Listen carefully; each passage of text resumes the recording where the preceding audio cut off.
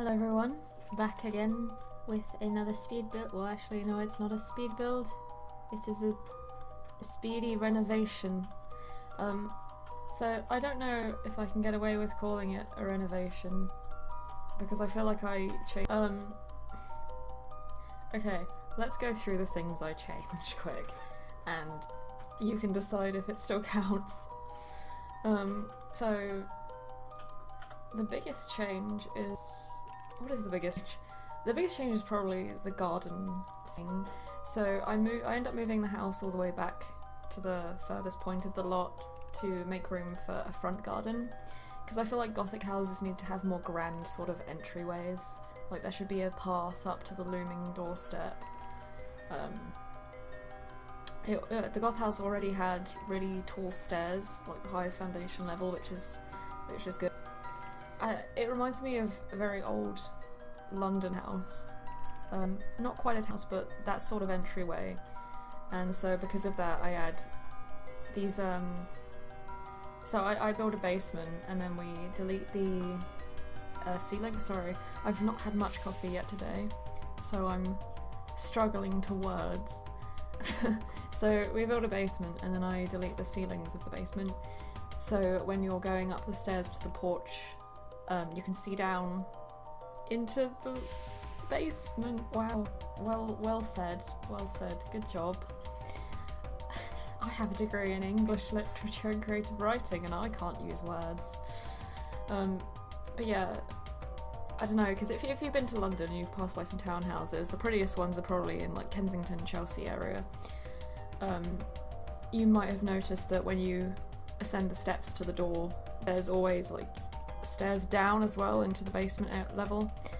So I did that basically. That's a very long-winded way of saying I did that. I was gonna just have it be aesthetic, but I don't like doing that in builds, so we end up making the basement useful. There is an office on the ground floor of the house, but we put an office in the basement as well. The ground floor office is kind of like a family one where Cassandra and Alexander can do homework, and I only just realised that their names sound really similar. Wow, good job. I don't say things out loud much, so it's quite amazing. Like, did you do that as a kid? Like, you read a lot, so you had a pretty broad vocabulary, but you never spoke to anyone ever, and so you realise you have no idea of how to pronounce certain things. I still do that. I didn't speak. When I was really little, I don't remember this, my family told me, but when I was like, I don't know, 2 or 3? I think it was before I started nursery. Apparently my family took me to a therapist and said, or no, they took me to a doctor because they thought I was deaf because I wasn't speaking to them. And the doctor was like, maybe you should go see these people. And it was a therapy sort of place. I don't know how to say it. It was a really casual kind of thing. It was for kids. It wasn't really a mental health thing. I don't know how to describe it, but I don't know. Anyway, it was near where we lived. I don't know if it's still there. It might be. And when we got there, I was reading a book, and apparently the nurses were really impressed that I could read. And they were like, "Oh, what's it about? What's it say?" And I was like, "It's about crocodiles." And they were like, "Oh, well, she can talk. And she can hear clearly. So I think she just doesn't like talking much." I don't know how much my family must have tried. Apparently very little to get me to talk, because the nurse just asked me what I was reading and I answered. So maybe they called my name one time and I didn't answer. I don't know. Anyway, this is another thing that we changed. So the front part of the building. Okay, the Goth house is mostly a big square with 2 sort of big circular turrety kind of, I don't want to say rooms, but rooms. And so I just kind of make those smaller, I guess. It's just, there was so much room in them. It was too much. So the one at the front, I just downscale it a little bit.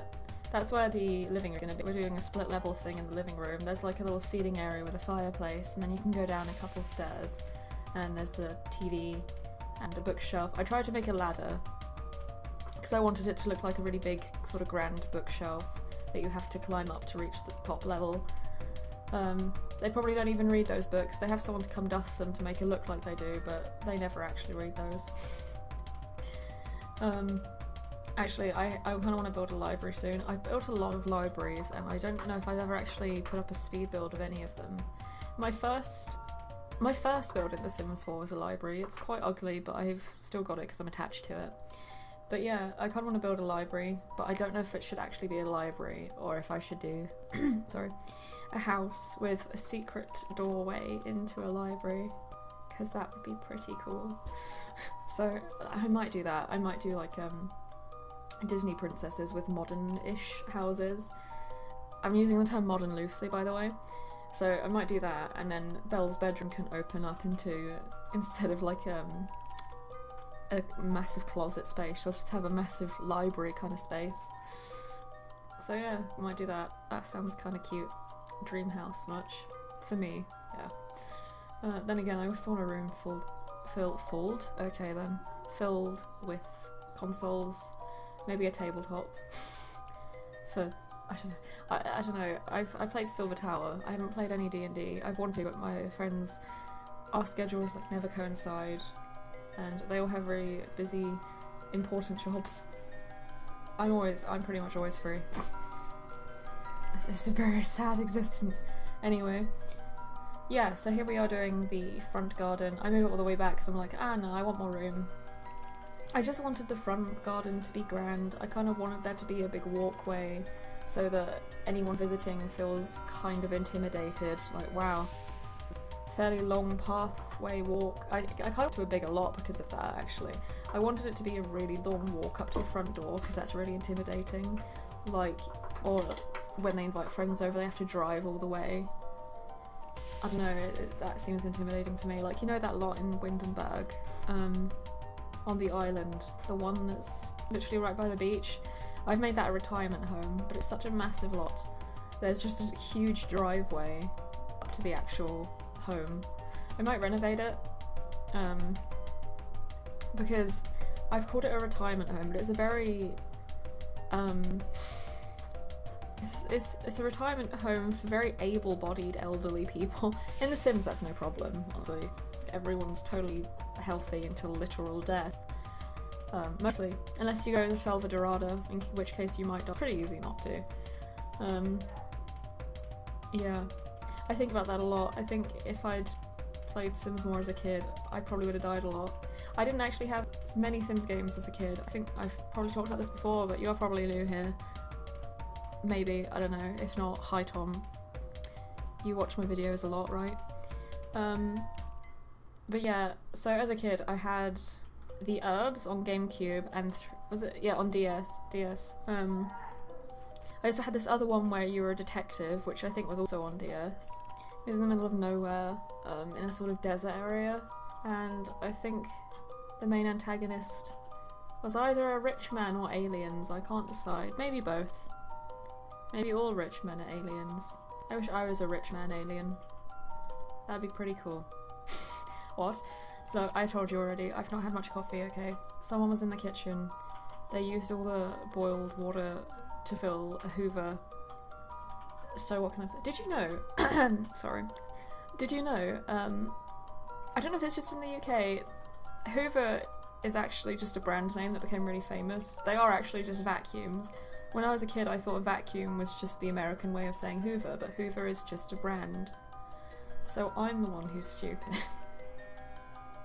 Okay, yeah, so with the garden, by the way, I'm glad this is here. I thought I lost the footage, but I guess not. I don't know where my head told me that, but there we go. Yeah, I want it to be really red, romantic sort of thing. The house is very dark and black, on the outside at least. So I wanted there to be a nice red contrast. I don't even like the colour red, but Bella does, and that's what's most important, because we love Bella here. We all love Bella. There's a weird, like, conspiracy, right, with her. In The Sims 3, didn't she... Or was it in The Sims 2, she disappeared and possibly died, and in 3, she was resurrected as a kid or something? I don't know the details. Maybe we need Shane Dawson to do a Bella Goth conspiracy video. Who knows? I would watch that. I think we would all watch that. Or not. Anyway, there's this... Okay, so this is a little pond, Gothic pond, which is why it's green and gross. Because, I mean, the Goths are rich, you'd think they have a pool, but I've decided they do have a non-Gothic holiday home that's a villa or something where they have a proper pool, but here they have this murky pond to, you know, uphold their image. So yeah, there's a bench at the end we'll stick in a sec just to make it a little romantic spot to sit down and, I don't know, talk, play Thumb Wars. I don't really know what romantic is. Yeah, meh. But it's a cute front garden. Out the back we do kind of an overgrown look. I wasn't totally sure about it, but I wanted it to be overgrown, like they used to use it, but it's just been kind of forgotten. They're all busy, they all have separate lives, and they pay gardeners to maintain the front garden, but that's really kind of for show, and they're not too fussed about the back. So the back is overgrown, but there's this little, we use a romantic garden to just stick in this little archway with a statue underneath it that's kind of romantic or Gothic, I don't know, one of the two. Just, yeah, it can be a cute story, well maybe not cute, maybe a sad story. I imagine it's probably a sad story, but the front garden's nice, it's clearly tended to. I think. I really wanted to use these rose bushes, but I couldn't figure out any way to do it because the garden's so not straight and aligned, it's really quite wonky. I really wanted to do a split level garden. They're really cool. I remember my grand's old house when I was like 2 years old. I think she got rid of it when I was 3. Like she moved out. But that garden was split level. There was like a concrete patio area and then you'd go down some steps onto the grass. And I really liked it, it was really pretty. I don't remember the actual interior of that house, but outside the garden was pretty great. Lots of space to run, ideal. And there was a cute Wendy house at the end as well. We all love a Wendy house. Why do I keep saying we all love? What's wrong with me? I stole this stepping stone idea from Aveline Sims, I think. I will have to check. I'll correct that if I'm wrong. But yeah, I stole that from her because it's a really, it looks so cute. I love the idea of just big stepping stones. She uses it way better than I do, but I made an attempt. We move it around a bit to stick in that fountain that's actually overgrown with flowers and isn't a functioning water fountain anymore. Just to make it overgrown, you know. That's pretty Gothic, right? Something's overgrown? I don't know. So the trees out front kind of block off the house, but I really wanted them to have privacy. I feel like the Goths would want that, and it makes it a bit more mysterious. There's the cute romantic little bench. Yeah, so there, we get rid of that fountain in the middle of the path because I thought it was just too much. If we were on the Windenburg lot and we had a massive pathway, then I would put a pretty extravagant fountain in the middle. But as it is here, it was just too much for a small space. But I didn't actually want to move a lot because the Goths are iconic and I feel like I can't uproot them. They're the ones who gentrify. Gentrification doesn't happen in their neighbourhood unless they're the ones doing it. That's the reason, okay? What Sims games have you guys played that haven't been like mainline ones? Because I didn't have a PC until 2015, I think, which always gives me an existential crisis because I always feel like I've only had this PC for like 2 years tops, but hey, I'm old, so that's the thing. What was I saying apart from my existential crisis? I don't know, that really dominates my thoughts most of the time. Relatable, right? I hope so.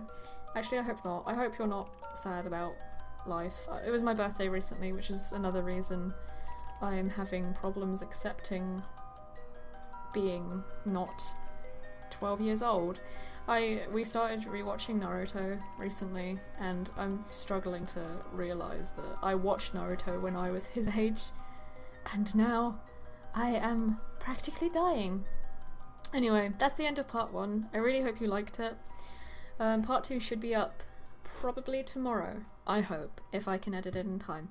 But anyway, please like and subscribe, and stay tuned for part 2. See you soon. Bye.